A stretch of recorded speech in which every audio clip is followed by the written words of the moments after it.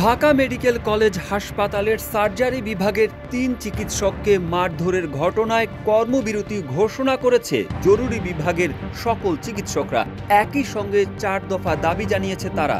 দাবি আদায় ও নিরাপত্তা নিশ্চিত না হওয়া পর্যন্ত সারা দেশে সব ধরনের সেবা খাতে কমপ্লিট শাটডাউন ঘোষণা করেছে ডামেকের চিকিৎসকরা। রোববার বেলা ২টা ৩০ মিনিটের দিকে ঢাকা মেডিকেল কলেজ হাসপাতালের প্রশাসনিক ভবনের সামনে এসব দাবি জানানো হয়।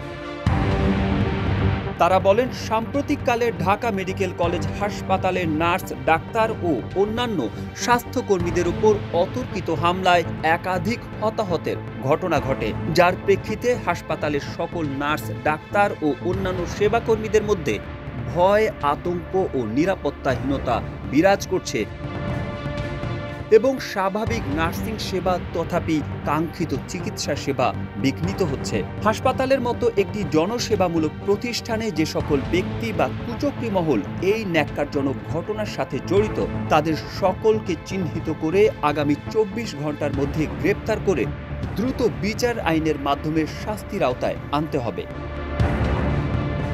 নিরাপদ কর্মস্থল নিশ্চিতকরণের লক্ষ্যে অবিলম্বে দেশের সকল স্বাস্থ্যসেবা প্রতিষ্ঠানে স্বাস্থ্য পুলিশের মাধ্যমে নিরাপত্তা নিশ্চিত করতে হবে। নিরাপদ স্বাস্থ্য সেবা প্রদানের লক্ষ্যে হাসপাতালে রোগীর ভিজিটর ব্যতীত বহিরাগত ব্যক্তি বা মহল কোনোভাবেই হাসপাতালের ভেতর প্রবেশ করতে পারবে না, যাহা স্বাস্থ্য পুলিশের মাধ্যমে নিরাপত্তা নিশ্চিত করতে হবে। হাসপাতালে রোগী সেবা প্রদানের ক্ষেত্রে কোনো ধরনের অসঙ্গতি বা অবহেলা পরিলক্ষিত হলে তা যথাযথ কর্তৃপক্ষের কাছে অভিযোগ প্রদানের মাধ্যমে শাস্তি নিশ্চিত করা যেতে পারে, তবে কোনোভাবেই আইন নিজের হাতে তুলে নেওয়া যাবে না।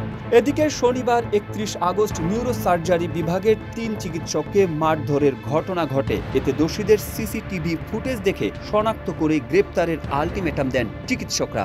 অন্যথায় ২৪ ঘন্টা পর কর্মবিরতিতে যাবেন বলে ঘোষণা দেন। একই দিনে মধ্যরাতে খিলগাঁও সিপাহীবাগ এলাকা থেকে ২ গ্রুপের সংঘর্ষে আহতরা ঢাকা মেডিকেলে চিকিৎসা নিতে আসেন। পরে অন্য আরেক গ্রুপ চাপাতি সহ হাসপাতালের জরুরি বিভাগের ভেতরে ঢুকে যায়। এ সময় হাতে নাতে ৪ জনকে আটক করে সেনাবাহিনীকে দেয় কর্তৃপক্ষ।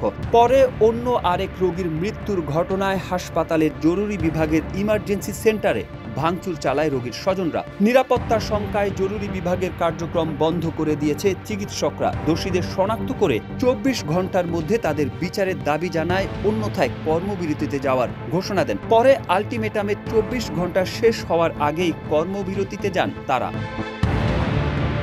এ ঘটনায় রোববার ১ সেপ্টেম্বর সকাল থেকে নিরাপত্তাহীনতায় জরুরি বিভাগের চিকিৎসা সেবা বন্ধ করে দেন তারা।